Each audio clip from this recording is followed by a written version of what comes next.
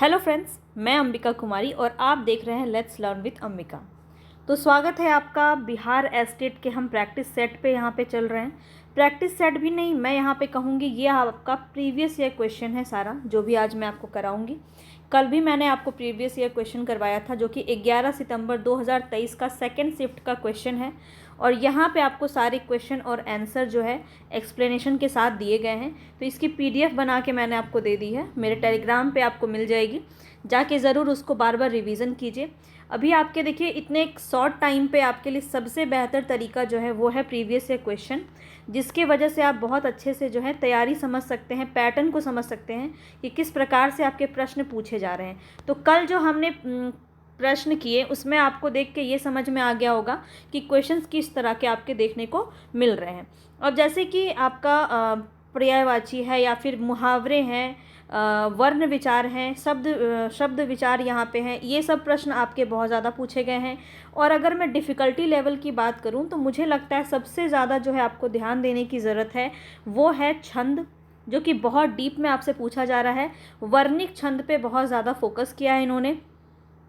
अभी हम first shift का 10 सितंबर वाला देखेंगे। 10 सितंबर 2023 का फर्स्ट शिफ्ट में जो प्रश्न पूछा गया था वो आज हम देखने वाले हैं, ठीक है। तो छंद आपको करना है बहुत ही अच्छे से, मैं छंद आपको 1-2 दिन में कराऊंगी।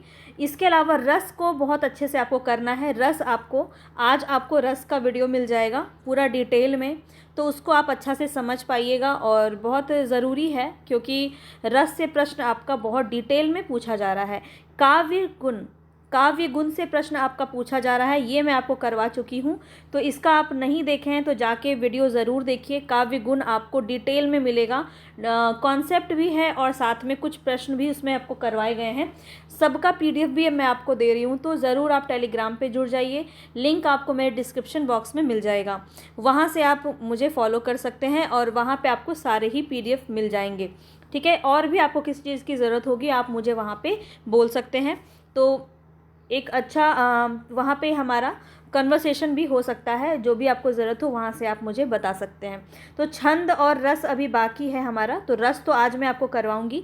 2 दिन में आपको छंद भी देखने को मिल जाएगा, बहुत ही डिटेल में आपको करवाया जाएगा सारा कुछ, जहाँ से बाहर आपका नहीं पूछा जाएगा।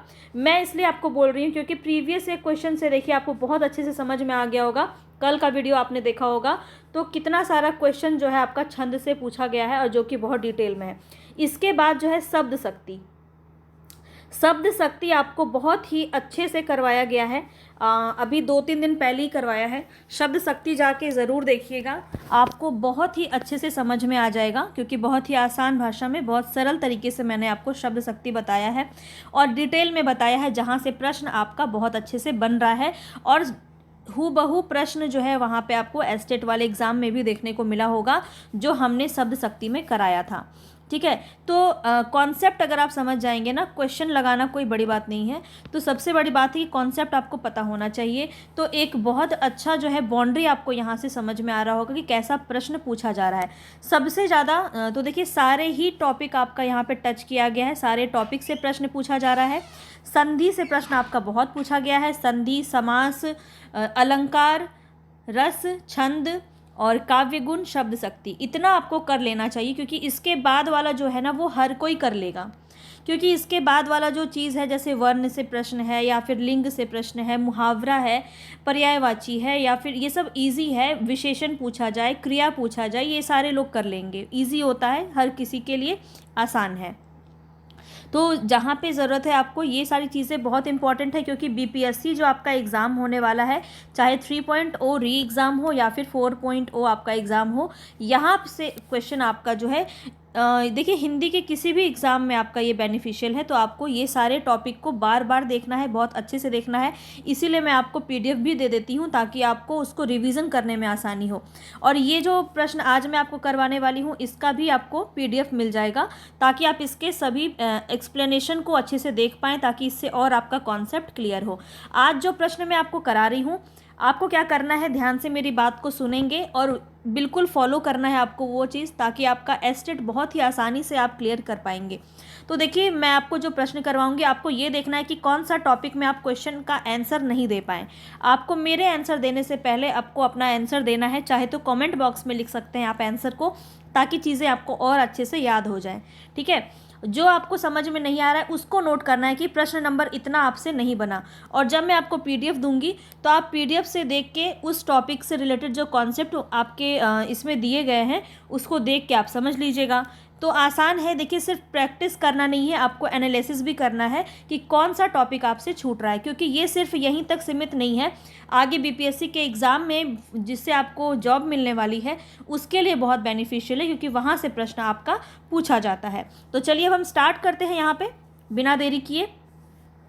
एक एक प्रश्न इंपॉर्टेंट है, तो बिल्कुल भी स्किप नहीं करेंगे, वीडियो को कंप्लीट देखिएगा, और प्रैक्टिस से बेहतर कुछ भी नहीं है, तो प्रैक्टिस कीजिए। चलिए, पहला ही क्वेश्चन जो है हमारा वो पूछा जा रहा है, स्वर के साथ स्वर मिलने से जो विकार उत्पन्न होता है उसे क्या कहते हैं।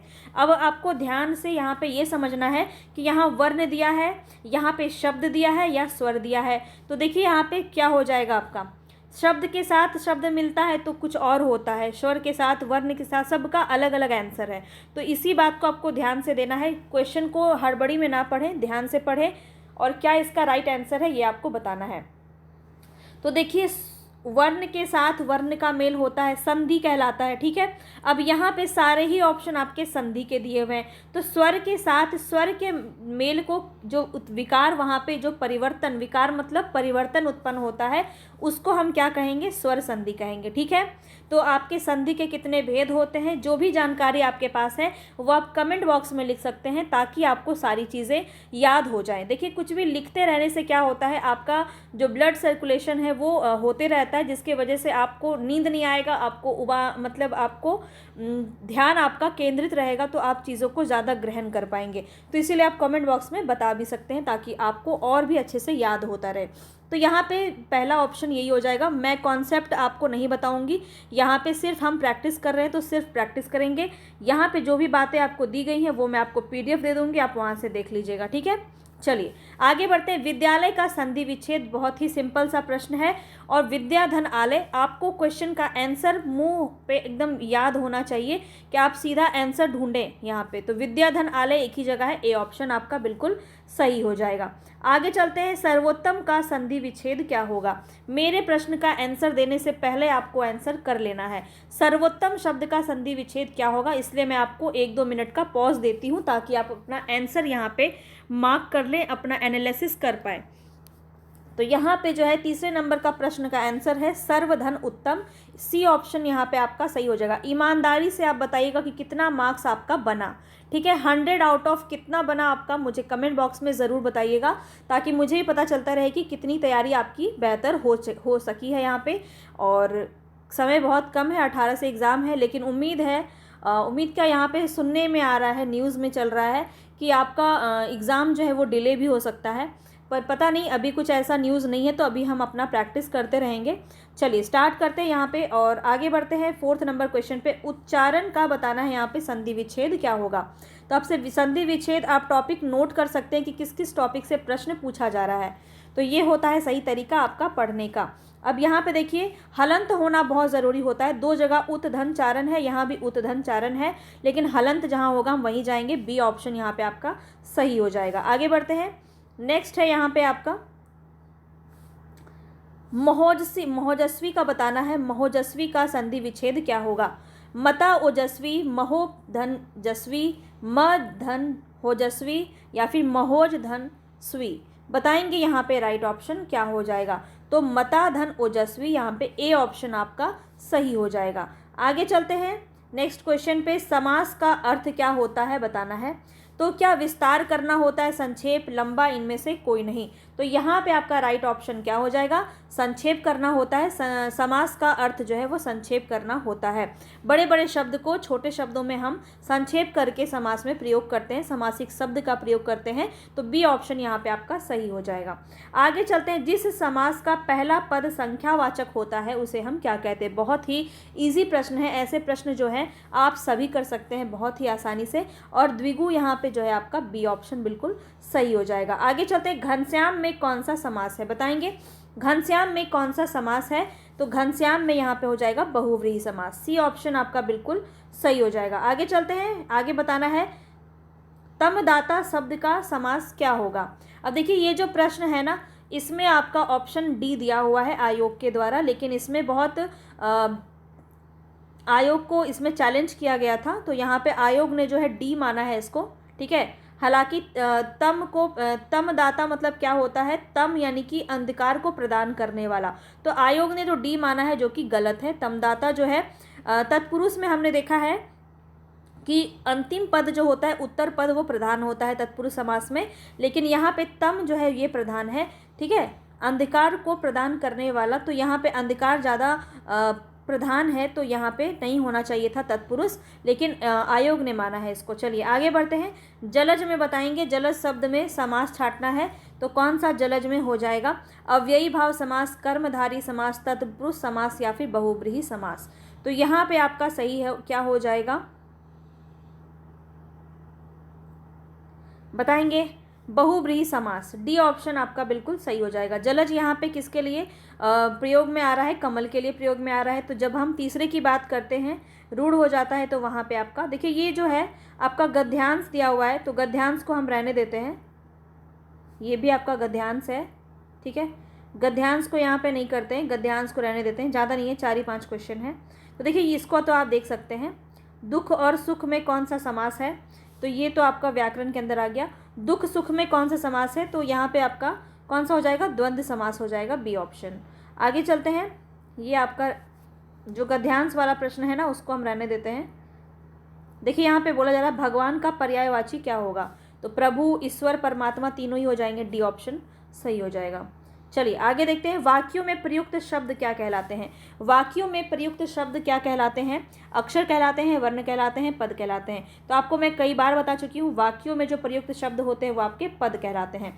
सी ऑप्शन आपका बिल्कुल सही हो जाएगा। चलिए आगे बढ़ते हैं। बताएंगे बच्चों सामने से ट्रक आ रहा है, इस वाक्य में कौन सा भाव प्रकट हो रहा है। संबोधन, तिरस्कार, विस्मय या चेतावनी। तो यहाँ पे जो है आपका राइट ऑप्शन क्या हो जाएगा, डी ऑप्शन आपका सही हो जाएगा। चेतावनी यहाँ पे आपका प्रकट हो रहा है। आगे चलते हैं। चाकू से सेब काट रहा है, चाकू से सेब काट रहा है। वाक्य में चाकू से किस कारक का उदाहरण है। देखिए कारक भी आपसे पूछा जाता है, और जहाँ पे मैंने आपको बहुत अच्छे से बताया है कारक में कि जब आपका किसी से द्वारा का प्रयोग होता है किसी से, तो यहाँ पे आपका क्या हो जाता है, करण तत्पुरुष समास। करण यहाँ पे आपका कारक हो जाता है, ठीक है, क्योंकि किसी के द्वारा हो रहा है। अपादान भी से में ही आता है, लेकिन यहाँ पे अलग होने का भाव होता है, तो इसीलिए आपका डी ऑप्शन बिल्कुल सही हो जाएगा। आगे देखते हैं। उसका भाई व्यापारी है, उसका भाई व्यापारी है। उपर्युक्त वाक्य में विधेय क्या है। तो आपको पता होना चाहिए कि वाक्य में आपका विधेय और उद्देश्य दो होता है, तो कौन सा यहाँ पे आपका विधेय है ये पूछा जा रहा है। तो बताएंगे यहाँ पे राइट ऑप्शन क्या हो जाएगा। यहाँ पे आपका व्यापारी है, सी ऑप्शन बिल्कुल सही हो जाएगा। जिसके बारे में बात की जाती है उसे हम उद्देश्य कहते हैं, और जो बात किया जाता है वो हम विधेय में यहाँ पे लेके आते हैं। तो उसका भाई क्या है, एक मिनट, उसका भाई क्या है, उसका भाई यहाँ पे उद्देश्य है, ठीक है, उद्देश्य है और व्यापारी है। ये जो अन्य जो भी आपका जो वाक्य को कंप्लीट करता है, अन्य जो आपका वो आपका विधेय कहलाता है, ठीक है। तो उद्देश्य और विधेय दोनों को ध्यान में रखेंगे। चलिए आगे देखते हैं। बपौती में मुख्य शब्द क्या है, बताएंगे। बपौती में मूल शब्द पूछा जा रहा है, क्या होगा। तो यहाँ पे बपोत, बाप, बप या बपो, क्या आपका सही हो जाएगा। तो ये तो सबको पता होगा, बाप, बी ऑप्शन बिल्कुल सही है। आगे देखना है यहाँ पे। निम्नलिखित वाक्यों में से किस में अपादान कारक की विभक्ति होती है, किस में होगी, यहाँ पे आपको ध्यान से समझना है और बताना है। तो देखिए अपादान कारक की विभक्ति का बात किया जा रहा है। तो देखिए क्या होता है, से होता है, यहाँ भी से है, यहाँ भी से है, दो जगह से है, तो ये और ये तो आपका नहीं होगा। तो आपको बताना है कुल्हाड़ी से वृक्ष काटता है, बिल्ली छत से कूद पड़ी। अब देखिए यहाँ पे जो है यहाँ पे के द्वारा हो रहा है, मतलब किसी चीज़ के साथ किसी चीज़ को लेकर के वृक्ष काटा जा रहा है, कुल्हाड़ी से वृक्ष काटा जा रहा है। यहाँ पे देखिए अलग होने का भाव है, छत से कूद पड़ी बिल्ली, तो यहाँ पे आपका सी ऑप्शन सही हो जाएगा। अलग होने का भाव जहाँ पे होगा वहाँ पे आपका अपादान कारक होता है। आगे चलते हैं, रुचि घर जा रही है, बताएंगे यहाँ पे। तो ऐसे क्वेश्चन बहुत ही आसान होते हैं, ये आप आसानी से कर पाएंगे। अभी हार्ड वाले प्रश्न आपके आने बाकी है, 50 के बाद देखिएगा क्वेश्चन कैसा रहता है आपका, ठीक है। तो अंत तक बने रहिएगा, क्वेश्चन को पूरा कंप्लीट देखेंगे तभी आपकी प्रैक्टिस बेहतर हो पाएगी, क्योंकि यहाँ पे अभी तो हम सिंपल सा प्रश्न देख रहे हैं, आगे चल के डिफ़िकल्टी बढ़ता जाएगा। तो रुचि घर जा रही है, वाक्य में वाच्य पूछा जा रहा है। यहाँ पे वाच्य आपका क्या हो जाएगा, तो यहाँ पे रुचि यहाँ पे करता है तो कृतवाच्य हो जाएगा, ए ऑप्शन बिल्कुल सही हो जाएगा। चलिए, छाती फुलाना मुहावरे का अर्थ क्या होता है, सांस रुक जाना, गर्व करना, दुखी होना, लज्जित होना। तो यहाँ पे आपने देख लिया होगा आंसर क्या है, तो हम आगे बढ़ते हैं, गर्व करना, बी ऑप्शन आपका यहाँ पे सही हो जाएगा। चलिए आगे बढ़ते हैं, सितारा चमकना मुहावरे का अर्थ बताना है, यहाँ पे क्या होगा, सितारे चमकना, भाग्य खराब होना, भाग्योदय होना, भाग्य उदय नष्ट होना, या फिर इनमें से कोई नहीं। तो यहाँ पे आपका जो है राइट ऑप्शन क्या हो जाएगा, भाग्योदय होना, बी ऑप्शन बिल्कुल सही हो जाएगा। चलिए आगे बढ़ते हैं, घात लगाना, घात लगाना मुहावरे का अर्थ क्या होगा, घात लगाना, चोट लगाना, धक्का देना, भाग जाना, या फिर मौका ताकना। तो यहाँ पे आपका बिल्कुल सही ऑप्शन हो जाएगा मौका ताकना, डी ऑप्शन आपका सही हो जाएगा। आगे बढ़ते हैं, बाकियों को आप देखते रहिएगा, मैं जो PDF दूंगी उसमें आप ये सारा चीज़ देख सकते हैं, और इससे आपका और भी बेहतर हो जाएगा। हो सकता है अगली बार कुछ और पूछ लिया जाए जो आपके एक्सप्लेनेशन में दिया गया हो। तो यहाँ पे आगे चलते हैं, मुंह छिपाना मुहावरे का अर्थ क्या होगा, सुंदर होना, कुरूप होना, शान से रहना, लज्जित होना। तो यहाँ पे मुंह छिपाने का अर्थ क्या होता है, लज्जित होना, डी ऑप्शन आपका बिल्कुल सही हो जाएगा। चलिए आगे बढ़ते हैं, टांग अड़ाना, ये सारे मुहावरे तो आप अपने रोज़मर्रा के जीवन में आप इसका इस्तेमाल करते होंगे। तो टांग अड़ाना क्या होता है, अड़चन डालना, मदद करना, टांग अकड़ना, या फिर प्रभाव डालना। तो यहाँ पे आपका क्या सही हो जाएगा बताएंगे, ए ऑप्शन बिल्कुल सही हो जाएगा। चलिए आगे बढ़ते हैं, गड़े मुर्दे उखाड़ना, मुर्दा दफनाना, भूत से डरना, बात छिपाना, या दबी हुई बात फिर से उभारना। तो डी ऑप्शन यहाँ पे आपका सही हो जाएगा। आगे चलते हैं, नेक्स्ट है यहाँ पे, काला अक्षर भैंस बराबर। तो बताएंगे इसका मतलब क्या है, साक्षर होना, निरक्षर होना, ज्ञानी होना, बुद्धिमान होना। तो इसका मतलब क्या होता है, निरक्षर होना, बी ऑप्शन यहाँ पे बिल्कुल सही हो जाएगा। आगे चलते हैं,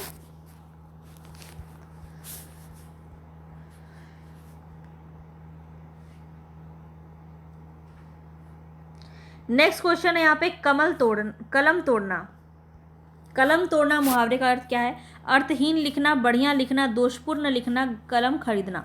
तो यहाँ पे आपका राइट ऑप्शन क्या हो जाएगा, बढ़िया लिखना, बी ऑप्शन बिल्कुल सही है। तो आप सभी को भी परीक्षा में कलम तोड़ के आना है ना, हालांकि आपको तो CBT मोड में परीक्षा देना है, तो आप वहाँ पे स्क्रीन तोड़ के आइएगा, ठीक है।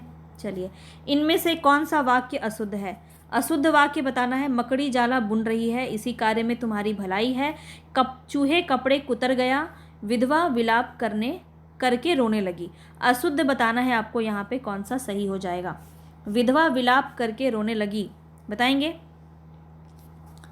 तो यहाँ पे आपका डी ऑप्शन गलत हो जाएगा, विधवा विलाप करके रोने लगी। विलाप करना भी रोना ही होता है, तो एक साथ दो शब्द का प्रयोग क्यों किया जा रहा है, विलाप करना, या तो विधवा विलाप करने लगी हो ये होना चाहिए, या फिर विधवा रोने लगी ये होना चाहिए था। विलाप करके रोने लगी, ये शब्द, ये वाक्य आपका गलत है। चलिए, डी ऑप्शन गलत है। आगे बढ़ते हैं, वाक्य अशुद्ध यहाँ पे बताना है कौन सा होगा। तो मुझे तुम्हारी बातें सुननी पड़ी, बेटी पराए घर का धन होती है, भारत में अनेकों राज्य हैं, प्रत्येक वृक्ष फल नहीं देता है। तो यहाँ पे बताना है अशुद्ध वाक्य कौन सा है। तो यहाँ पे सी ऑप्शन आपका सही हो जाएगा। यहाँ पे गलत क्या है ये आपको पता बहुत अच्छे से होना चाहिए। तो देखिए यहाँ पे अनेकों लिखा है, भारत में अनेकों का मतलब ही होता है एक से ज़्यादा, ठीक है, तो अनेक होना चाहिए ना कि अनेकों। तो यहाँ पे आपका जो है वचन संबंधी दोष है, ठीक है। तो कई बार प्रश्न में ये भी पूछा जा सकता है कि पदबंध संबंधी दोष है या फिर किस प्रकार का यहाँ पे दोष देखने को मिल रहा है, तो ये भी आपको पता होना चाहिए इस वजह से। नेक्स्ट क्वेश्चन है यहाँ पे, देखिए वाक्य कौन सा अशुद्ध है। यह सुंदरतम साड़ी है, घातक विष, सुंदर शोभा, बुरी कुवृष्टि, धोबिन ने चादरें अच्छी धोई, आज उसके रहस्य का राज खुल गया। तो बताएंगे यहाँ पे अशुद्ध कौन सा होगा। तो यहाँ पे अशुद्ध बताना है आपको, कौन सा हो जाएगा, बी ऑप्शन यहाँ पे आपका सही हो जाएगा। घातक विष, सुंदर शोभा और बुरी कुविष्टि, तो यहाँ पे ये कोई वाक्य के अंदर आपका आया ही नहीं। चलिए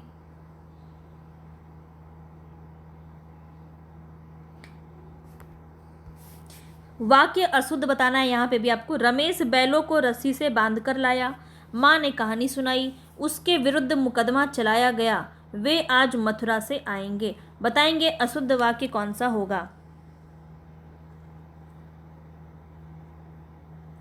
यहाँ पे आपका राइट ऑप्शन कौन सा हो जाएगा, तो उसके विरुद्ध मुकदमा चलाया गया, सी ऑप्शन यहाँ पे आपका सही हो जाएगा। ठीक है,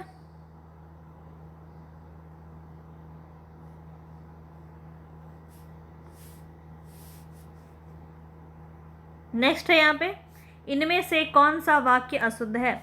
कच्चे तेल की कीमत घट गया है, मनुष्य ईश्वर की उत्कृष्टतम कृति है, बंदूक एक उपयोगी अस्त्र है, आत्मा अमर है। बताएंगे यहाँ पे कौन सा।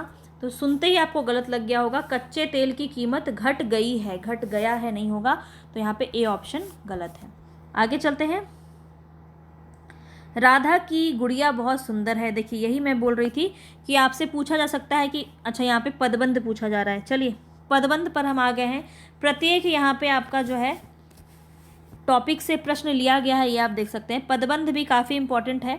और देखिए यहाँ पे बहुत सुंदर की बात कर रहा है, तो सुंदर क्या है आपका विशेषण है, तो यहाँ पे क्या हो जाएगा, विशेषण पदबंध हो जाएगा। ठीक है, सी ऑप्शन। आगे बढ़ते हैं, यहाँ पे आपको क्वेश्चन में बोला गया है, वाक्य के उस भाग को जिसमें एक से अधिक पद परस्पर संबंध होकर अर्थ देते हैं किंतु पूरा अर्थ नहीं देते हैं, वाक्य मतलब क्या कहलाते हैं, बताना है आपको। वाक्य का ही वो भाग है, तो यहाँ पे आपका बिल्कुल सही ऑप्शन क्या हो जाएगा, पदबंध। ठीक है, सी ऑप्शन यहाँ पे आपका सही हो जाएगा। पूरा अर्थ नहीं देता है ना। अब जैसे देखिए यहाँ पे राधा की गुड़िया बहुत सुंदर है आया था ना, तो यहाँ पे बहुत सुंदर है सिर्फ पदबंध है यहाँ पे, तो ये क्या पूरा अर्थ दे रहा है, नहीं दे रहा है, लेकिन वाक्य का ही एक भाग है, इसीलिए पदबंध यहाँ पे राइट ऑप्शन हो जाएगा। चलिए अब कौन कौन से प्रमुख भेद होते हैं ये सब आप देख लीजिएगा PDF में। आगे चलते हैं, अंधेरा होने से पहले किसान खेत से लौट आया, तो हम लास्ट वाला चीज़ देखते हैं जहाँ पे आपका रेखांकित शब्द खत्म होता है, वहाँ पे हम देखते हैं तो कौन सा आपका सही हो जाएगा। किसान क्या है, संज्ञा है, तो संज्ञा पदबंध यहाँ पे सी ऑप्शन आपका सही हो जाएगा। आगे चलते हैं, शेर की तरह दहाड़ने वाले तुम क्यों काँप रहे हो, इसमें कौन सा पदबंध है, तो रेखांकित शब्द देखना है, दहाड़ने वाले तुम, तो लास्ट में क्या है, तुम है, तो बताएंगे तुम क्या होता है, तुम क्या होता है, तुम एक सर्वनाम है, तो बी ऑप्शन सही हो जाएगा। आगे चलते हैं, यहाँ बताएंगे, सुबह से शाम तक वह बैठा रहा, अब ये तक क्या है, बताएंगे तक क्या है, एक अव्यय है, तो ए ऑप्शन बिल्कुल सही हो जाएगा। आगे चलते हैं, जिस वाक्य में कर्म की प्रधानता होती है वो कौन सा वाक्य होता है, कर्म की प्रधानता हो तो क्या हो जाएगा, बिल्कुल सीधा सा आंसर है, कर्मवाच्य हो जाएगा। इसको देख करके सरकारी आंसर मत मानिएगा, बी ऑप्शन ही आपका सही होगा।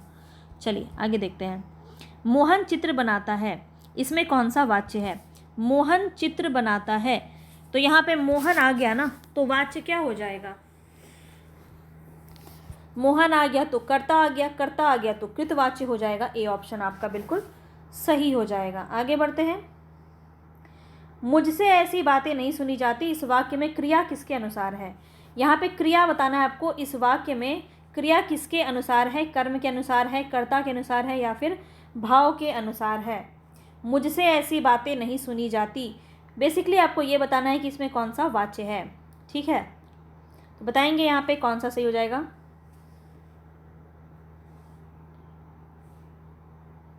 तो क्रिया जो है वो कर्म के अनुसार है, ए ऑप्शन आपका सही हो जाएगा। चलिए बताएंगे निम्नलिखित में से कौन सा कर्मवाच्य नहीं है, इसमें से कौन सा कर्मवाच्य नहीं है। तो मेरे द्वारा फल तोड़ा गया, ये आपका कर्मवाच्य है। पूनम ने अपने बारे में बताया, पूनम ने अपने बारे में बताया, यहाँ पे कोई कर्म नहीं हो रहा है, ये कर्मवाच्य नहीं है। मैंने पुस्तक पढ़ी, कर्मवाच्य है। उसके द्वारा गाना गाया गया, के द्वारा का प्रयोग होगा तो वो आपका कर्म में ही जाता है। तो राइट ऑप्शन क्या हो जाएगा, बी हो जाएगा। उसने भोजन कर लिया, वाक्य में कर्मवाच्य को बदलना है। ठीक है, उसने भोजन कर लिया वाक्य को कर्मवाच्य में बदलेंगे तो उसके द्वारा भोजन कर लिया गया, सी ऑप्शन सही हो जाएगा। ठीक है, चलिए वाक्य शुद्ध फिर से बताना है आपको। निम्न में से कौन सा वाक्य शुद्ध है। मैंने अपनी किताब उसी दिन दे दी थी, वह मुझे देखा तो घबरा गया, मैं किताब पढ़ा हूँ, हम ब्राह्मण को एक वस्त्र दिए। बताना है शुद्ध वाक्य यहाँ पे कौन सा होगा। तो एक ही है यहाँ पे, मैंने अपनी किताब उसी दिन दे दी थी, बाकी सब आपका गलत है। चलिए आगे बढ़ते हैं। बाकी भी देख कैसे ये आपका गलत है, ये भी आप यहाँ पे देख सकते हैं। वह मुझे देखा तो घबरा गया, यहाँ पे होना क्या चाहिए, वह मुझे देखकर घबरा गया। ठीक है, मैं किताब पढ़ा हूँ नहीं, मैंने किताब पढ़ी है। वह ब्राह्मण को वस्त्र दिए नहीं होता है, मैंने ब्राह्मण को एक वस्त्र दिया। इस तरह से आपका शुद्ध वाक्य यहाँ पे दिया हुआ है। चलिए आगे देखेंगे, निम्न में से कौन सा वाक्य यहाँ पे शुद्ध होगा। विद्यार्थियों ने शास्त्री जी को अभिनंदन पत्र प्रदान किया, वह लड़की को बुलाओ, मैं गाने का अभ्यास करता हूँ, वह दंड देने के योग्य है। शुद्ध बताना है आपको यहाँ पे कौन सा शुद्ध है। तो शुद्ध है आपका मैं गाने का अभ्यास करता हूँ, सी ऑप्शन आपका बिल्कुल सही हो जाएगा। इसको आप यहाँ पे देख लीजिएगा। चलिए वाक्य शुद्ध बताना है यहाँ पे भी आपको। कृपया आप ही यह बताएं, देश के वर्तमान मौजूदा अवस्था अच्छी नहीं है, उसे मृत्यु दंड की सज़ा मिली, देरी ना करना। तो यहाँ पे कौन सा जो है वो शुद्ध बताना है आपको। तो एक ही सही है, कृपया आप ही यह बताएं। ठीक है, आगे बढ़ते हैं। यहाँ पे भी आपको वाक्य शुद्ध ही बताना है। तो नेक्स्ट क्वेश्चन है यहाँ पे, निम्न में से कौन सा वाक्य शुद्ध है। तालाब में छोटा सा मंदिर है, कोई काम में शीघ्रता ना करो, बिजली का आविष्कार किसने किया, मोहन को लड़की हुआ है। तो शुद्ध वाक्य बताना है यहाँ पे कौन सा सही होगा। तालाब में छोटा सा मंदिर है, तो यहाँ पे ए ऑप्शन आपका बिल्कुल सही हो जाएगा। ठीक है, बाकी भी आप यहाँ पे देख लीजिएगा। चलिए वो देखना काफ़ी इम्पॉर्टेंट है वाक्य को, क्योंकि वाक्य से प्रश्न बहुत ज़्यादा पूछा जाता है और गलती हो जाता है इसी वजह से। क्योंकि देखिए आम बोलचाल की भाषा में हम लोग इस्तेमाल करते हैं, गलत वाक्य को भी हम लोग बोलते हैं, इसीलिए वो सही लगता है। लेकिन आपको मानक दृष्टिकोण से बताना होगा, मानक हिंदी की वजह से हिंदी का आपको वहाँ पे उदाहरण देना होगा। ठीक है, चलिए अब देखिए यहाँ पे मिश्र वाक्य बताना है कौन सा होगा। तुम महान हो क्योंकि सच बोलते हो, रोगी को उल्टी हो गई, वह चलने का प्रयास कर रहा था, इनमें से कोई नहीं। तो बताएंगे यहाँ पे कौन सा सही होगा। तो देखिए यहाँ पे क्योंकि से आपका जो शब्द एक दूसरे को जोड़ता है वो आपका मिश्र वाक्य में होता है, तो ए ऑप्शन आपका बिल्कुल सही हो जाएगा। अब देखिए शब्द शक्ति की तरफ हम बढ़ चुके हैं, तो ऐसे जितने भी विद्यार्थी जिन्होंने शब्द शक्ति देखा है वो ज़रूर बताइएगा कि आपको जो है कॉन्सेप्ट समझ में आया कि नहीं, और उस हिसाब से प्रश्न का आंसर आप कर पा रहे हैं कि नहीं। शब्द शक्ति के कितने भेद हैं ये तो खैर सभी जानते हैं, बहुत ही ईजी सा प्रश्न है, और यहाँ पे बी ऑप्शन आपका बिल्कुल सही हो जाएगा। ठीक है, अविधा, लक्षणा और व्यंजना ये तीन आपके होते हैं। बताना है शब्द व्यंजक है तो उसके अर्थ क्या कहलाएंगे, ये आपको बताना है। आपको बताएंगे शब्द व्यंजक है तो उसके अर्थ क्या कहलाएंगे, व्यंजक कहलाएंगे, व्यंग कहलाएंगे, दोनों कहलाएंगे, या इनमें से कोई नहीं। तो यहाँ पे आपका राइट ऑप्शन क्या हो जाएगा, व्यंग कहलाएंगे। मैंने आपको पहले भी बताया है व्यंजना जो है वो व्यंग्यार्थ पर आधारित होता है, तो बी ऑप्शन आपका सही हो जाएगा। आगे चलते हैं। अब ये वाला आपको मैंने एग्जाम्पल के साथ बताया था, सेम क्वेश्चन आपका यहाँ पे आया है। देखिए, को घटिए वृषभानुजा वे हलदर के वीर, तो इसमें कौन सा व्यंजना है ये आपको मैंने बहुत डिटेल में बताया है।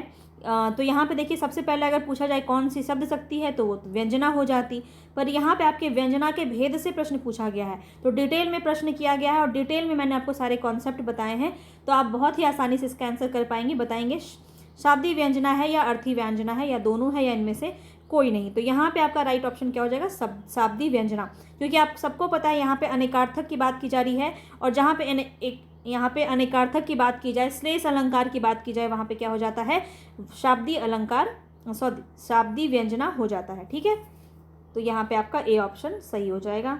चलिए आगे बढ़ते हैं। कौन सी शब्द शक्ति में अन्य अर्थ प्रकट होता है?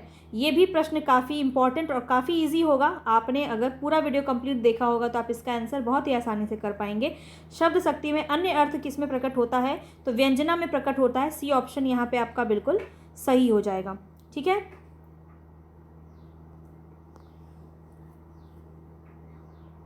बहुत सारा एग्जाम्पल के साथ हमने समझा है ये पूरा शब्द शक्ति, तो मैं आपसे रिकमेंड करूँगी कि ज़रूर आप एक बार देख लीजिएगा।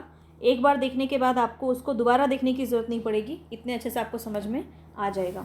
दुबला पतला आदमी को जब हमने दारा सिंह कहा तो यहाँ पे कौन सी शब्द शक्ति होगी? बहुत ही अच्छा प्रश्न है, बताएंगे यहाँ पे।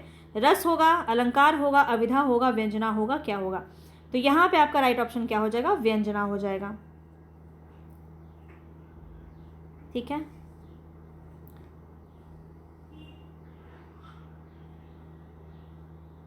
तो यहाँ पे आपका जो है ऑप्शन के अकॉर्डिंग व्यंजना लगा, अगर लक्षणा भी होता यहाँ पे तो वो लक्षणा भी हो सकता था इसका आंसर। ठीक है, अविधा तो बिल्कुल नहीं होगा।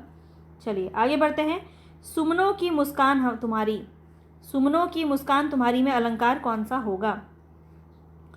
बताएंगे। अलंकार पे हम पहुंच चुके हैं और अलंकार से आपका प्रश्न अभी लगभग 4-5 प्रश्न तो वहीं से रहेगा। तो यहाँ पे बताएंगे कौन सा आपका राइट है। शब्दालंकार है, अर्थालंकार है।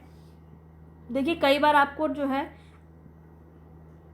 अलंकार का नाम याद रहता है, लेकिन आप इसमें कंफ्यूज हो जाते हैं कि शब्दालंकार है या अर्थालंकार है। तो दोनों का लिस्ट बना के याद जरूर करके जाइएगा, शब्दालंकार और अर्थालंकार को। ठीक है, क्योंकि प्रश्न आपका ऐसे पूछा जा सकता है। तो अर्थालंकार हो जाएगा यहाँ पे, बी ऑप्शन बिल्कुल सही हो जाएगा। ठीक है, चलिए आगे बढ़ते हैं। अब यहाँ पे बताना है, काव्य में जहाँ शब्द और अर्थ दोनों के कारण रमणीयता और चमत्कार हो वहाँ कौन सा अलंकार होता है? शब्द और अर्थ दोनों के कारण होता है तो कौन सा यहाँ पे हो जाएगा? तो यहाँ पे आपका उभय अलंकार हो जाएगा, फिर दोनों ही हो जाएगा। तो ए ऑप्शन बिल्कुल सही हो जाएगा। चलिए, रहीमन पानी राखिए, तो बहुत बार आपने इसको पढ़ा होगा, कई बार आपने इसको अलंकार के लिए याद किया होगा। रहीमन पानी राखिए, बिन पानी सब सून, पानी गए ना उबरे, मोती मानुष चून। और यहाँ पे जब व्यंजना पढ़ाया था आपको तो उसमें आपको मैंने इसका एग्जाम्पल दिया था, और अभी अभी मैंने आपको बोला कि श्लेष में आपका जो होता है व्यंजना, उसमें भी शाब्दी व्यंजना कहलाता है। तो यहाँ पे आपका राइट ऑप्शन क्या हो जाएगा, श्लेष हो जाएगा। ए ऑप्शन बिल्कुल सही। उपमेय में उपमान के संशय को पैदा करने वाला अलंकार बताना है, कौन सा होगा? यमक होगा, श्लेष होगा, उपमा होगा या संदेह होगा? तो यहाँ पे आपका राइट ऑप्शन क्या हो जाएगा, यहाँ पे आपका संदेह जो है, डी ऑप्शन बिल्कुल सही हो जाएगा। चलते हैं आगे। बिगड़ी बात बने नहीं, लाख करे किन कोय, रहीमन फाटे दूध को, मथे न माखन होए। बताएंगे इस पंक्ति में कौन सा अलंकार है? बिगड़ी बात बने नहीं, लाख करे किन होए, रहीमन फाटे दूध को, मथे न माखन होए। तो यहाँ पे आपका देख लेते हैं, अतिशयोक्ति, विरोधाभास, दृष्टांत और अन्योक्ति। बताएंगे कौन सा आपका यहाँ पे सही होगा?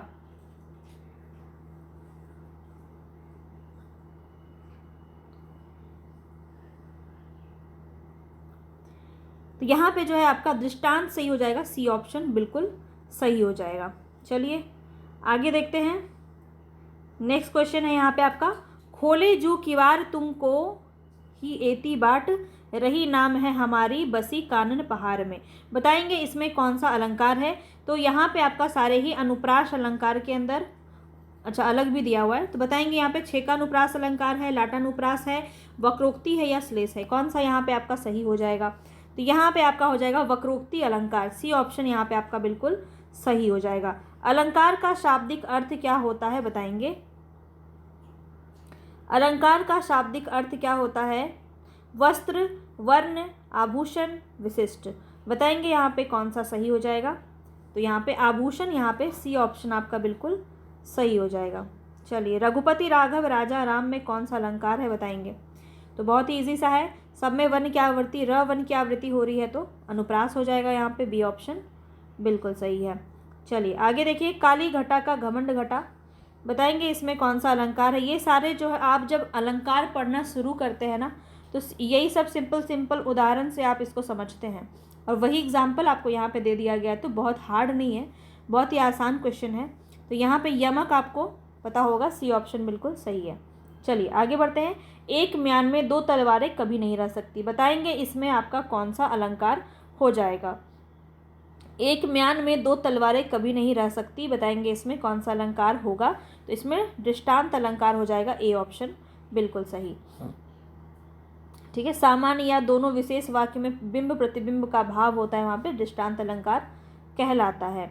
चलिए आगे देखते हैं, प्रस्तुत पंक्ति कौन सा है। उदित उदयगिरि मंच पर रघुवर बाल पतंग, विकासे संत सरोज सब हर्षय लोचन भृंग। तो बताएंगे इसमें कौन सा अलंकार होगा। अनुप्रास, उपमा, रूपक या फिर उत्प्रेक्षा। तो यहाँ पे आपका राइट ऑप्शन क्या हो जाएगा, रूपक अलंकार हो जाएगा, सी ऑप्शन बिल्कुल सही हो जाएगा। ठीक है, चलिए आगे बढ़ते हैं। रेशमी कलम से भाग्य लेस लिखने वालों का कौन सा अलंकार होगा। रेशमी कलम से भाग्य लेस लिखने वालों, कौन सा अलंकार है इस पंक्ति में, बताएंगे। तो यहाँ पे आपका जो है रूपक अलंकार हो जाएगा। कलम को क्या रेशमी मान लिया गया है ना सीधा, तो यहाँ पे क्या हो जाएगा, ए हो जाएगा। रूपक अलंकार का कौन सा एग्जाम्पल है यहाँ पे बताना है। विमल वाणी ने वीणा ली, तो ये तो यमक है।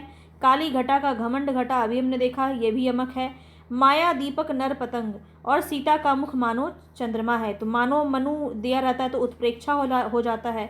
तो यहाँ पे आपका सीधा सीधा सी ऑप्शन हो जाएगा। तो इसको आप एलिमिनेट करके भी लगा सकते थे, माया दीपक नर पतंग। चलिए आगे बढ़ते हैं। कंज कली कलिका लतान सिर सारी है, बताएंगे इसमें कौन सा अलंकार होगा। कंज कली कलिका लतान सिर सारी है, रूपक है या अनुप्रास है या दोनों है या इनमें से कोई नहीं। तो यहाँ पे आपका राइट ऑप्शन क्या हो जाएगा, बताएंगे। तो देखिए यहाँ पे जो है आपका दोनों ही सही है, रूपक और अनुप्रास दोनों ही आपका हो जाएगा।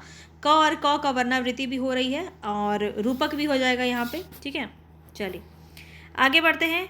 सब प्राणियों में मत मनयो मयूर आहा नचा रहा है, कौन सा अलंकार है इसमें। सब प्राणियों में मत मनो मयूर आहा नचा रहा है, अनुप्रास है, यमक है, रूपक है या इनमें से कोई नहीं। तो यहाँ पे आपका राइट ऑप्शन क्या हो जाएगा, रूपक अलंकार हो जाएगा, सी ऑप्शन बिल्कुल सही है। चलिए, पिया सो कहिहूँ संदेशड़ा हे भौरा हे काग, सो धनि विरह जड़ी जरी मुई तिहिंक धुआं हमलाग। बताएंगे इस पंक्ति में कौन सा, बहुत ही प्रसिद्ध पंक्ति है और इसका कौन सा सही ऑप्शन होगा। श्लेष, उपमा, यमक या उत्प्रेक्षा। तो यहाँ पे आपका जो है राइट ऑप्शन क्या हो जाएगा, उत्प्रेक्षा हो जाएगा। यहाँ पे डी ऑप्शन बिल्कुल सही। ठीक है, चलिए आगे बढ़ते हैं। नेक्स्ट क्वेश्चन है, बहुत काली सिल जरा से लाल केसर से कि जैसे धुल गई हो, पंक्ति में कौन सा अलंकार है। यमक, उत्प्रेक्षा, विभावना या फिर रूपक। बहुत काली सिल जरा से लाल केसर से कि जैसे धुल गई हो, बताएंगे यहाँ पे क्या हो जाएगा, उत्प्रेक्षा। ठीक है, संभावनाएं दिखाई जा रही हैं, तो बी ऑप्शन यहाँ पे आपका सही हो जाएगा। झुककर मैंने पूछ लिया खा गया मानो झटका, बताएंगे इस पंक्ति में कौन सा अलंकार है। झुककर मैंने पूछ लिया खा गया मानो झटका। तो यहाँ पे क्या हो जाएगा, रूपक, यमक, उत्प्रेक्षा, श्लेष। तो यहाँ पे फिर से आपका क्या हो जाएगा, उत्प्रेक्षा अलंकार, सी ऑप्शन। मानो आपका जहाँ पे होता है मनो, मानो, जनो, जानो, ये सब आपका उत्प्रेक्षा के अंदर आता है। फूले है कुदुम फूली मालती सघन बन, फूली रहे तारे मानो मोती अनगिन है। इस पंक्ति में कौन सा अलंकार होगा, बताएंगे। उत्प्रेक्षा, रूपक, विभावना या फिर श्लेष। फूले हैं कुमुद फूली मालती सघन बन, फूली रहे तारे मानो मोती अनगिन है, बताएंगे। क्वेश्चन बड़ा है तो मैं आपको थोड़ा समय दे रही हूँ कि आप अपना आंसर यहाँ पे डिसाइड कर लें। तो वैसे आपको ज़्यादा सोचने की ज़रूरत नहीं है, मानो दिया हुआ है तो क्या हो जाएगा, उत्प्रेक्षा, ए ऑप्शन बिल्कुल सही है। आगे बढ़ेंगे। नित्य ही नहाता छिर सिंधु में कलाधर है, सुंदर तवानन की समता की इच्छा से, बताएंगे इस पंक्ति में कौन सा अलंकार होगा। देख सकते हैं कितना ज़्यादा अलंकार, आपसे 10-12 प्रश्न तो अलंकार से ही हो गए होंगे। कम ही बोल दिया होगा मैंने। उत्प्रेक्षा श्लेष रूपक यमक, कौन सा सही है? नित्य ही नहाता क्षीर सिंधु में, कलाधर है सुंदर तवानन की समता की इच्छा से। तो यहाँ पे आपका राइट ऑप्शन हो जाएगा उत्प्रेक्षा। ए ऑप्शन यहाँ पे फिर से आपका सही हो जाएगा। चलिए आगे बढ़ते हैं। बैन सुनिया जब से मधुर, बैन सुनिया जब से मधुर तबते सुनत न बैन, इस पंक्ति में कौन सा अलंकार होगा? तो देखेंगे यहाँ पे विरोधाभास हो जाएगा। ए ऑप्शन बिल्कुल सही है। आगे चलते हैं। तंत्री नाद कवित्व रस सरस राग रतिरंग, बन बूढ़े बूढ़े तिरे जे बूढ़े सब अंग। यहाँ पे ये आपने पढ़ा होगा कई बार, तो प्रसिद्ध पंक्ति है। बताएंगे इसका अलंकार क्या हो जाएगा? अलंकार इसमें हो जाएगा विरोधाभास। ए ऑप्शन यहाँ पे आपका सही हो जाएगा। ठीक है, चलिए आगे बढ़ते हैं। पत्थर कुछ और मुलायम हो गया, इस पंक्ति में कौन सा अलंकार होगा? तो विरोध हो रहा है ना इसमें, पत्थर भी है और वो मुलायम भी हो गया, विरोधाभास है। बी ऑप्शन आपका सही हो जाएगा। विस्मय या गोदावरी अमृतम फल देत, यह पंक्ति में बताएंगे कौन सा अलंकार है। 20 से 25 प्रश्न आपका अलंकार से। अलंकार को एकदम छोड़ेंगे नहीं आप, पूरा अच्छे से डिटेल में पूरा अलंकार कर जाइए। विस्मय या गोदावरी अमृतम फल देत, इस पंक्ति में कौन सा अलंकार है? देख सकते हैं कितना पूछा गया है, तो यहाँ भी आपका विरोधाभास है। डी ऑप्शन बिल्कुल सही है। उससे हारी होड़ लगाई, इस पंक्ति में कौन सा अलंकार है? उससे हारी होड़ लगाई, बताएंगे यह पंक्ति में कौन सा सही होगा? तो यहाँ पे भी आपका क्या है? विरोधाभास है। जब हार गए तो होड़ क्यों लगाई? विरोध उत्पन्न हो रहा है ना। चलिए, छिदी धातु का शाब्दिक अर्थ क्या होता है? छिदी धातु का शाब्दिक अर्थ क्या होता है? ढकना, आच्छादित करना, या फिर ये दोनों सही है, या फिर इनमें से कोई नहीं। तो कौन सा सही होगा? यहाँ पे राइट ऑप्शन हो जाएगा आपका ये दोनों ही सही है। छिदी मतलब ढकना और आच्छादित करना दोनों ही हो जाएगा। चलिए आगे बढ़ते हैं। जिन वर्णों के उच्चारण में अल्प समय लगे उसे हम क्या कहते हैं? बहुत ही सिंपल सा प्रश्न है। उसे हम क्या कहते हैं? हर्ष कहते हैं। ए ऑप्शन आपका बिल्कुल सही है। छंदों को पढ़ते समय विराम स्थल को क्या कहा जाता है? छंदों को पढ़ते समय विराम स्थल को क्या कहा जाता है? अब हम छंद में प्रवेश कर गए हैं, तो बिल्कुल अपनी कुर्सी की पेटी बांध लीजिए, और क्योंकि अब आप गिरने वाले हैं इसमें बहुत ज़्यादा। तो यहाँ पे देखिए, छंदों को पढ़ाते समय विराम स्थल को क्या कहा जाता है बताएंगे? तो यहाँ पे यति कहते हैं। ए ऑप्शन आपका बिल्कुल सही हो जाएगा। ठीक है। चंचल शब्द में च वर्ण में कौन सी मात्रा है? च के ऊपर जो अनुस्वार लगा हुआ है, बताएंगे वो अनुस्वार के साथ जो है लघु माना जाता है, गुरु होता है, लघु और गुरु दोनों होता है, या प्लुत होता है, क्या होता है? तो देखिए, आपको ध्यान में रखना है, जब अनुस्वार यहाँ पे बिंदु लगा हुआ होता है तो वो शब्द आपका क्या होता है? लघु होता है या गुरु होता है? गुरु होता है। बी ऑप्शन आपका बिल्कुल सही होता है। ठीक है।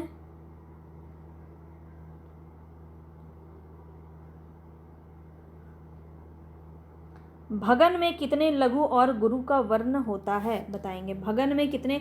अब देखिए, ऐसे जब भी प्रश्न पूछे जाए ना, आप सीधा जाके क्वेश्चन में आपको जो पेपर मिलेगा उसमें आप सूत्र लिखेंगे, यमाता राजभान सलगा। ठीक है, ये आप लिखेंगे, और इसके बाद आप आसानी से जो है इसको निकाल सकते हैं कि भगन में कितने लघु और कितने गुरु होते हैं। तो ये देखने में सिर्फ आपको हार्ड लग रहा है, मगर ये हार्ड होता नहीं है। ठीक है, तो यहाँ पे ये कैसा है? ए ऑप्शन यहाँ पे आपका सही हो जाएगा।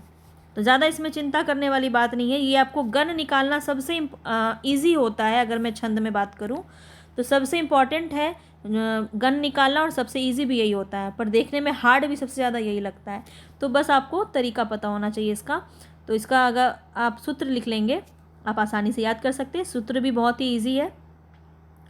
चलिए, अब यहाँ पे आपको बताना है कि जिस छंद के प्रत्येक चरण में 11 वर्ण होते हैं उसे क्या कहा जाता है। अब देखिए, आप ये देख रहे हैं कि छंद के जो दोनों भेद होते हैं, मात्रिक छंद और वर्णिक छंद, इसमें आपका वर्णिक छंद से सबसे ज़्यादा प्रश्न पूछा गया है, क्योंकि ज़्यादातर यूज़ में आपका जो है मात्रिक छंद आता है। दोहा, रोला, सोठा, ये सब आप पढ़ते हैं, लेकिन आपको यहाँ पे बताना है वर्णिक छंद में आपका प्रश्न पूछा जाता है तो आपको बहुत ही डिटेल में जो है छंद पढ़ने की ज़रूरत है, ठीक है।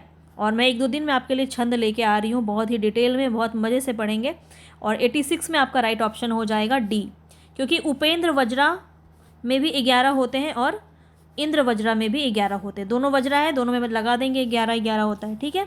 चलिए, कवित वर्णिक छंद बताएंगे यहाँ पे, इसमें कुल कितने वर्ण होते हैं कवित में बताना है आपको, कितने होते हैं, तो 31 होते हैं। सी ऑप्शन यहाँ पे आपका सही है। सबका आपको वर्ण याद कर लेना है और बहुत ही आसानी से आपको याद भी हो जाएगा। 2-3 बार उसको अपने बुक में लिख लीजिएगा, कॉपी में, आपको याद हो जाएगा वो आसानी से, ठीक है। चलिए आगे बढ़ते हैं। निम्नलिखित पंक्ति में कौन सा छंद है न जिसमें कुछ पौरुष हो, यहाँ सफलता वह पा सकता कहाँ। तो इसमें आपको गिनना पड़ेगा, ठीक है, बताना है इस पंक्ति में कौन सा छंद है। तो यहाँ पे देखिए, वर्ण को आप गिन के भी बता सकते हैं कि कौन सा छंद है ना। यही तरीका है इसको पढ़ने का, इसको बनाने का। तो यहाँ पे जो है द्रुत विलंबित हो जाएगा। तो यहाँ पे आपको बताना है द्रुत विलंबित जो है इसका राइट ऑप्शन है। कैसे आप बताएंगे, देखिए द्रुत विलंबित में कितना वर्ण होता है, 1 मिनट, कितना वर्ण होता है, 12 होता है, ठीक है। तो आप इसको गिन सकते हैं, 1 2 3 4 5 6 7 8 9 10 11 12। और वैसे ही आप यहाँ भी गिन सकते हैं, 1 2 3 4 5 6 7 8 9 10 11 12, है ना 12। तो देखिए यहाँ पे 12 है, 12-12 होता है तो द्रुत विलंबित हो जाएगा। ऐसे ही आपको सबका याद करना पड़ेगा। जैसे मलिनी का 15 होता है, सविया का 22 से 26 होता है ना। इस तरह से आपको सबको याद करना पड़ेगा। चलिए आगे बढ़ते हैं। अब यहाँ बताएंगे आप, आए प्रजाधिप निकेतन पास उधो पूरा प्रसार करती करुणा जहाँ थी। इसमें बताना है वर्णिक छंद कौन सा होगा। आपको कुछ नहीं करना है। ये देखिए कितना आपको बहुत ज़्यादा मुश्किल लग रहा होगा ये प्रश्न, लेकिन सिर्फ आपको सबका वर्ण पता होना चाहिए कि कितना वर्ण किस में होता है। और यहाँ पे बस आप गिन लीजिए, उसको गिन लेंगे आपको पता चल जाएगा कि कौन सा किस में होगा। तो यहाँ पे आपका राइट ऑप्शन क्या हो जाएगा। अब मैं आपको तरीका बता दी हूँ, बस वैसे ही आपको करना है। तो यहाँ पे देखिए आपको राइट ऑप्शन क्या हो जाएगा, वसंत तिलका, ठीक है। वसंत तिलका से ये आपका छंद लिया गया है, ए ऑप्शन। भुजंग प्रयाति बताएंगे, भुजंग प्रयाति में कौन सा छंद होगा। भुजंग प्रयाति 2 ही शब्द दिया है, इसमें आपका छंद पूछा जा रहा है, बताएंगे कौन सा होगा। तो यहाँ पे वर्णिक छंद है, ये ध्यान रखेंगे, डी ऑप्शन सही हो जाएगा। आगे बढ़ते हैं। काव्य गुण पूछा जा रहा है। अब देखिए काव्य गुण पे क्वेश्चन आ गया है आपका। सारे ही आपका देखिए शब्द शक्ति से पूछा गया, छंद से पूछा गया, अलंकार से पूछा गया, संधि से पूछा गया। यही टॉपिक आपको 2-3 बार करके अच्छे से रिवीजन कर लेना है, बस आपका टेट निकल जाएगा, ठीक है। काव्य गुण क्या होता है, तो काव्य के सौंदर्य और अभिव्यंजना शक्ति को बढ़ाने वाले तत्व होते हैं। काव्य में रस, अलंकार, छंद का समावेश होता है। काव्य का स्वरूप होता है, इनमें से कोई नहीं। बताएंगे कौन सा यहाँ पे सही हो जाएगा। तो यहाँ पे याद रखेंगे, काव्य के सौंदर्य और अभिव्यंजना शक्ति को बढ़ाने वाले तत्व ही काव्य गुण कहलाते हैं। ए ऑप्शन आपका बिल्कुल सही हो जाएगा। आगे चलते हैं। काव्य प्रकाश नामक ग्रंथ के रचनाकार कौन है। बहुत ही बार बता चुकी हूँ इसका। देखिए आपको जब मैं आपको शब्द शक्ति बता रही थी उस वक्त भी मैंने आपको बताया था, काव्य गुण बता रही थी तो काव्य प्रकाश के बारे में बताया था। बताएंगे कौन सा ग्रंथ, किसका ग्रंथ है ये। तो यहाँ पे आपको याद रखना है, ये मम्मट का ग्रंथ है। ए ऑप्शन बिल्कुल सही हो जाएगा। चारु चंद्र की चंचल किरणें खेल रही थी जलथल में, स्वच्छ चांदनी बिछी हुई है अवनी और अंबर तल में। बताएंगे इसमें कौन सा काव्य गुण होगा। तो यहाँ पे आपका राइट ऑप्शन क्या हो जाएगा, काव्य गुण पूछा जा रहा है आपसे, तो यहाँ पे आपका प्रसाद गुण हो जाएगा, क्योंकि यहाँ पे सीधा सीधा आपको सरल भाषा में दिया हुआ है जो कि आपको समझ में आ रहा है। अर्थ ग्रहण अगर बहुत ही आसानी से किसी काव्य का किया जा सकता है तो वहाँ पे आपका प्रसाद गुण कहलाता है ना। यही तो पढ़ा था ना हमने। चलिए आगे बढ़ते हैं। बताना है भरत मुनि के अनुसार काव्य गुण कितने होते हैं। तो प्रसाद भी होते हैं, समता भी होता है, समाधि भी होता है। इनमें से कोई नहीं, ये तो क्वेश्चन ही गलत है। ये तीनों होते हैं। भरत मुनि के अनुसार जो है कितने माने गए हैं, 10 माने गए हैं गुण। तो यहाँ पे आपका दिया होगा, देख लेते हैं। हाँ देखिए यहाँ पे है, क्वेश्चन गलत है ये, ठीक है। आयोग ने डी माना है, इनमें से कोई नहीं, तो ऐसा तो हो ही नहीं सकता ना। ये देख लीजिए 10 माना गया है टोटल।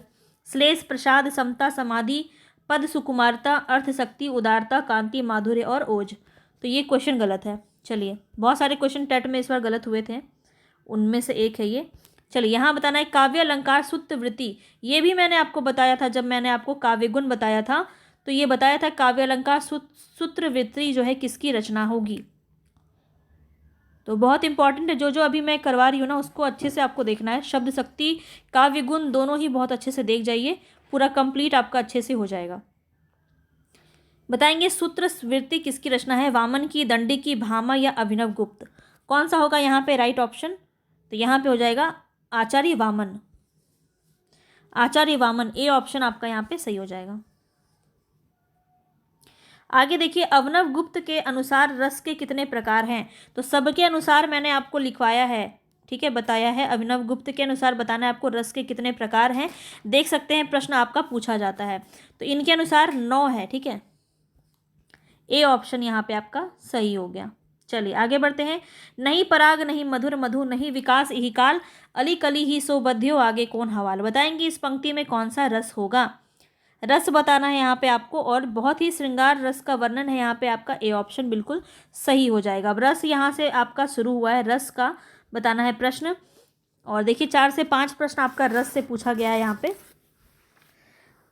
करुण रस का स्थायी भाव क्या है, करुण रस का स्थायी भाव क्या है, तो हास्य तो नहीं होगा, उत्साह भी नहीं होगा, भय भी नहीं होगा, तो इनमें से कोई नहीं, डी ऑप्शन सही है।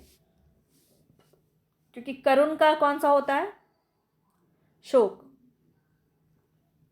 करुण का स्थायी भाव क्या होता है, शोक होता है, शोक कहीं नहीं दिया है, तो डी ऑप्शन सही हो जाएगा। ठीक है, यहाँ पे सारा ही आपका दिया हुआ है, इसको अभी आप देख लीजिएगा। चलिए आगे बढ़ते हैं। वीरों का कैसा हो वसंत, इस पंक्ति में कौन सा रस प्रधान होगा। बताएंगे वीरों का कैसा हो वसंत, श्रृंगार रस, करुण रस, वीर रस या फिर रौद्र रस। तो यहाँ पे वीर रस की बात की जा रही है, सी ऑप्शन आपका सही हो जाएगा। अब आज का आपका अंतिम प्रश्न, इसके बाद हमारा पूरा 100 प्रश्न यहाँ पे खत्म होता है। भयानक रस का स्थायी भाव क्या होगा। बताएंगे हास, उत्साह, भय और जुगुप्सा। तो यहाँ पे आपका बिल्कुल सही ऑप्शन क्या हो जाएगा, तो हास है।